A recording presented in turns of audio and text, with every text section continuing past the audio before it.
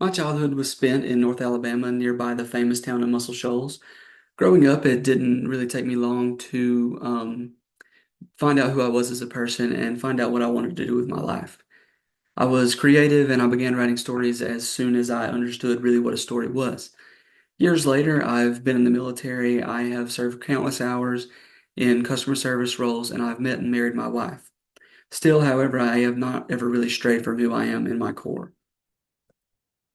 In Mastery, Robert Greene says that we have nothing to create and that we merely have to reach inside to find what was already there. I've never really struggled with having to look too deeply inside myself. As I said, who I am as a person has always been on the surface.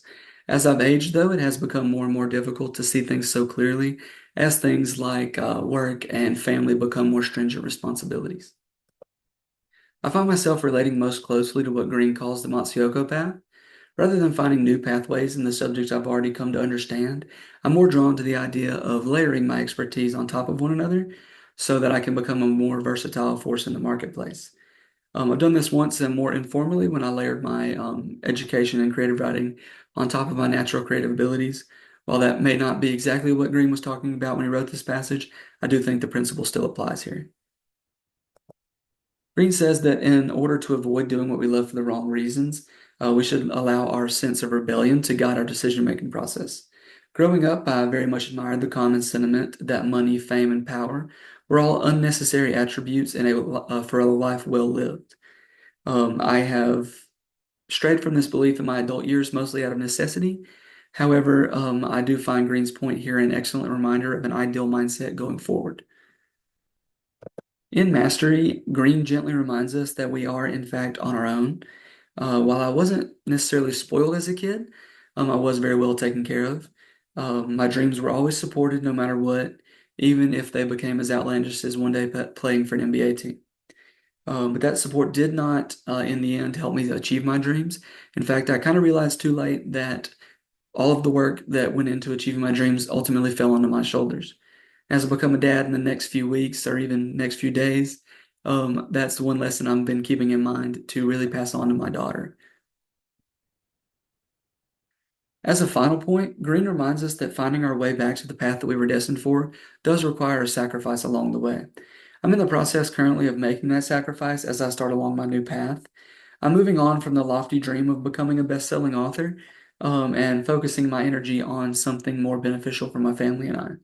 While I'm certainly not giving up on my dream of writing, and I don't really ever plan to, I am doing that work of recentering myself so that I can best utilize my creative skills. This last point really defines my turning point story. This year, I lost a job with Toyota that I was fully convinced would be my career.